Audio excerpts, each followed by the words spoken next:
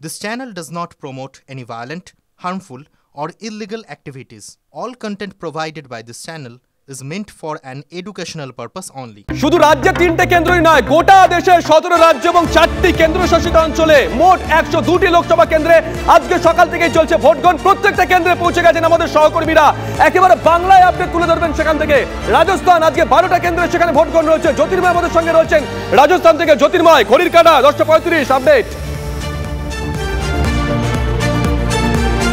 দেখো, আমি এই মুহূর্তে রাজস্থানে জয়পুর অর্থাৎ পিঙ্ক সিটির ছবিটা দেখাবো।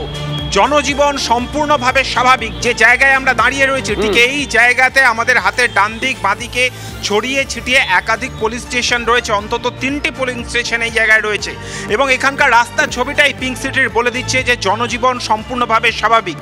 আমরা গতকাল যখন দিল্লি থেকে জয়পুরের উদ্দেশ্যে আসছিলাম, পুলিশের রুট মার্চ, সেন্ট্রাল বাহিনীর রুট মার্চ, বাংলায় আমরা যে ছবি দেখে অভ্যস্ত, এখানে কিন্তু সেই ছবি সম্পূর্ণভাবে অমিল। শান্তিপূর্ণ নির্বাচনের ধারাবাহিকতা জয়পুর বা রাজস্থানের মাটিতে এবারও বজায় থাকছে। তবে একটা বিষয় কিন্তু অবশ্যই এক্ষেত্রে উল্লেখ করতে হবে, তা হচ্ছে এই জায়গা রাজনৈতিকভাবে অত্যন্ত গুরুত্বপূর্ণ। তার কারণ ইন্ডিয়া জোটের তরফ থেকে যে পরিবর্তনের ডাক দেওয়া হচ্ছে, সেই পরিবর্তন তখনই সফল হওয়া সম্ভব যেখানে কংগ্রেস বিজেপির মুখোমুখি টক্কর হচ্ছে। সেই জায়গাতে কংগ্রেস যদি ভালো ফল করতে পারে, আর যে 12টা আসনে রাজস্থানে নির্বাচন রয়েছে সেই 12টা আসন অত্যন্ত গুরুত্বপূর্ণ। তার কারণ এখানকার যে বিস্তীর্ণ শেখাওয়াতি এলাকা, সেই জায়গাতে কংগ্রেস অত্যন্ত শক্তিশালী জায়গায় রয়েছে, তাদের সংগঠন যথেষ্ট মজবুত। এর ফলে এই 12টা সিটের মধ্যে 9টি সিটে বিজেপি তার সিটিং এমপিকে চেঞ্জ করেছে। অন্তত 24টি এমন বিধানসভা এলাকা রয়েছে এই শেখাওয়াতি রিজিয়নে, যে জায়গাটি সম্পূর্ণভাবে কৃষি প্রধান, জাট এবং কৃষক বিক্ষোভ যেখানে অত্যন্ত বড় মাথা ব্যথার কারণ। এবং এখানে 24টা সিটের মধ্যে অন্তত 16টা সিটে কংগ্রেস গত ডিসেম্বর মাসে 2023-এ যে বিধানসভা নির্বাচন হয়েছে 24টার মধ্যে 16টিতে তারা জিতে রয়েছে। ফলত অত্যন্ত সমানে সমানে টক্কর চলছে। বেশ নজর থাকবে জ্যোতির্ময়, নজর থাকবে, নজর রাখো। একের পর এক আপডেট তোমাদের কাছ থেকে নিতে থাকবো। যে কথা বলছিলাম, 102টা লোকসভা কেন্দ্রে আজকে গোটা দিনের নজর আমাদের থাকবে একেবারে বাংলায়। আমাদের সহকর্মীরা সেখান থেকে যাবতীয় আপডেট আপনাদের সামনে তুলে ধরবেন। তামিলনাড়ুর দিকে নজর রাখতে হচ্ছে, অত্যন্ত গুরুত্বপূর্ণ তামিলনাড়ু। 39টি আসনে আজকে ভোট, অর্থাৎ এক দফায় সবকটা আসনে সেখানে ভোট হচ্ছে। প্রধানমন্ত্রী 400 আসন জয়ের স্বপ্নে বড় ভূমিকা তামিলনাড়ু নিতে পারে, এমনটাই মনে করছেন বিজেপি নেতৃত্ব। তামিলনাড়ু থেকে 10-এর বেশি আসন মিলবে দাবি করছে বিজেপি তামিলনাড়ুতে কখনো 2 অঙ্ক ছুঁতে পারেনি। দলের রাজ্য সভাপতি আন্নামালাইয়ার দাবি এবার তারা 10টির বেশি আসন পাবেন। বস্তুত তামিলনাড়ু থেকে 10-এর বেশি আসন আসবে ধরে নিয়েই 400 পারের হিসেব করছে পদ্ম শিবির। প্রধানমন্ত্রী নরেন্দ্র মোদী মোট 4 দফা প্রচারে গেছেন ওই রাজ্যে। গত সপ্তাহের শেষ দফায় টানা 4 দিন তামিলনাড়ু থেকে প্রচার করেছেন তিনি।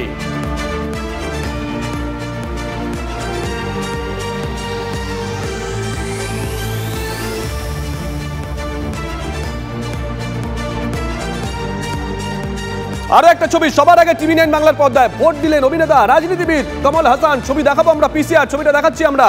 অভিনেতা কমল হাসানের দল মাক্কেল নিধি মারিয়াম লোকসভা নির্বাচনে ডিএমকে নেতৃত্বাধীন জোটে ইতিমধ্যেই যোগ দিয়েছে। জোটের পক্ষ থেকে কমল হাসানের দল এমএনএমকে একটি আসন বরাদ্দ করা হয়েছে। তবে অভিনেতা রাজনীতিবিদ আগেই জানান তিনি লোকসভা ভোটে লড়বেন না।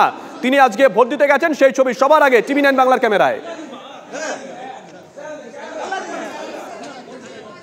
মণিপুরের ছবি দেখাবো, চর্চিত মণিপুর। অশান্ত মণিপুরে জায়গায় জায়গায় ক্ষোভ বিক্ষোভের মধ্যেই চলছে ভোট গ্রহণ প্রক্রিয়া। মণিপুরে ভোট দিলেন মুখ্যমন্ত্রী এন বীরেন সিং। ছবি দেখাচ্ছি আমরা সবার আগে টিভি 9 বাংলার পর্দায়।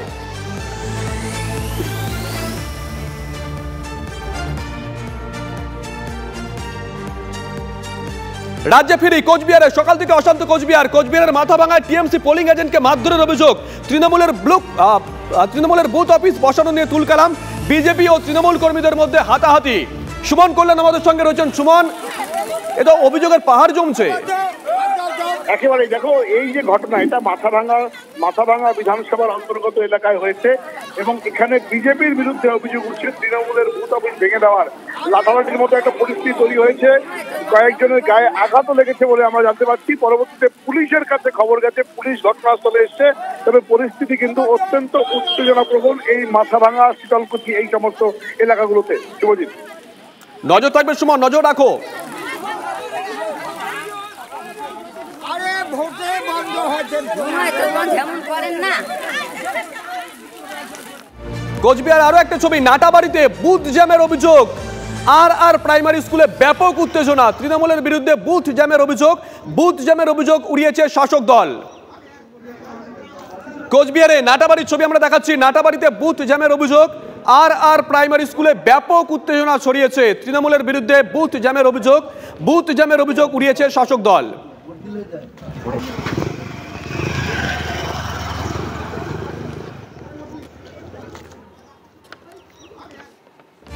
আমরা আসবো আলোচনা। এই মুহূর্তে আমার সঙ্গে রয়েছেন যারা, আরো একবার পরিচয় করিয়ে দিই। রয়েছেন কংগ্রেসের তরফ থেকে অরিন্দম গোস্বামী, স্বাগত অরিন্দম। রয়েছেন বামেদের তরফ থেকে চয়ন ভট্টাচার্য, চয়নদা স্বাগত। সর্বরী মুখার্জি রয়েছেন বিজেপির তরফ থেকে, স্বাগত। রয়েছেন বিশ্লেষক দেবাশিস ঘোষ, স্বাগত। বাইরে থেকে আমাদের সঙ্গে আলোচনায় যোগ দিয়েছেন তৃণমূল কংগ্রেসের তরফ থেকে তন্ময় ঘোষ। তন্ময় বাবু, আপনাকে স্বাগত। তন্ময় বাবু, আজকে সকাল থেকে দেখছি আপনারা অভিযোগের পর অভিযোগ করে যাচ্ছেন। এক বছর আগে ছবিটা তো অন্য ছিল, আপনাদের বিরুদ্ধে অভিযোগ উঠছিল, এক বছরের ছবি পাল্টে গেল, কি কারণে? দেখুন, ছবিটা পাল্টে যাওয়ার কিছু, এই যে প্রক্রিয়ায় ভোট করানোর প্ল্যান নির্বাচন কমিশন করেছে সেখান থেকেই প্রমাণিত হয়। গতবার আমরা দেখেছিলাম শীতলকুচির ঘটনা, এবং তারপর থেকেই সারা বাংলায় ভোটের যে চিত্র সেটা বদলে যায়। এবং এবারও তারা সেই শীতলকুচিতেই সকালই আমরা দেখলাম সেখানে একটা হাঙ্গামা দাঙ্গা বাঁধানোর পরিকল্পনা করছিল। কিন্তু একটা কথা মাথায় রাখতে হবে যে এইভাবে, এটা দীর্ঘদিনের প্ল্যান। ওখানে কেন্দ্রীয় স্বরাষ্ট্র প্রতিমন্ত্রী যিনি এবার প্রার্থী হয়েছেন, তিনি তো প্রথম থেকেই অশান্তি পাকানোর চেষ্টা করছেন, এবং কেন্দ্রীয় বাহিনী দিয়ে, সেই কেন্দ্রীয় বাহিনী সিআরপিএফ হচ্ছে ওনাদের আওতাধীন, হোম ডিপার্টমেন্টের আওতাধীন। তারা শুরু থেকেই এইভাবে একটা অশান্তির বাতাবরণ চেষ্টা করছে এবং তৈরি করার চেষ্টা করছে, যে কারণে আমাদের মন্ত্রী উদয়ন গুহ এবং ওখানকার নেতৃত্ব, যিনি কিনা আসলে এই অশান্তিটাকে রুখে দেওয়ার ক্ষমতা। আসবো তন্ময় বাবু, আসবো, আপনার সঙ্গে যোগাযোগ করবো। একটা ছবি এসেছে, ছবিটা দেখাই আগে। প্রথম ছবি TV9 বাংলার হাতে, লাইনে না দাঁড়িয়ে বুথে সরাসরি ঢুকে যাওয়ার অভিযোগ। কেন্দ্রীয় বাহিনীর বাধার মুখে রাজগঞ্জের তৃণমূল কংগ্রেস বিধায়ক খগেশ্বর রায় সরাসরি ভোট গ্রহণ কেন্দ্রে ঢুকে যাওয়ার পর কেন্দ্রীয় বাহিনীর ডাকে বাইরে বেরিয়ে আসেন তিনি। বিধায়ক পরিচয় দেওয়ার পর ভোট দিতে এসেছেন বলে জানিয়েছেন। এরপর ভোট দেন বিধায়ক, নির্বিঘ্নে ভোট হচ্ছে দাবি বিধায়কের। জলপাইগুড়ি জেলার মানুষ, জলপাইগুড়ি জেলার তৃণমূল কংগ্রেসের যে প্রার্থী ডাক্তার নির্মল চন্দ্র রায়ের সমর্থনে প্রত্যেকে মানে ঘাসের উপর জোড়াফুল চিহ্নে ভোট দিয়ে এবারে বিপুল ভোটে আমাদের তৃণমূল কংগ্রেস দলের প্রার্থী নির্মল চন্দ্র রায়কে বিপুল ভোটে জয়ী করবে, এটা আমি আশা রাখছি। কেমন কি দেখলেন লোকজন? দারুণ দেখছে, কি কোনো নাই, কত সুন্দরভাবে ভোট দিচ্ছে, ঘাসের উপর জোড়াফুল চিহ্নে ভোট দিচ্ছে। জেলায় কোনো রকম কোনো খবর? না, জেলা কোথাও কোনো কিছু নেই, আমাদের জলপাইগুড়ি লোকসভা কেন্দ্রে কোথাও কোনো কিছু নেই।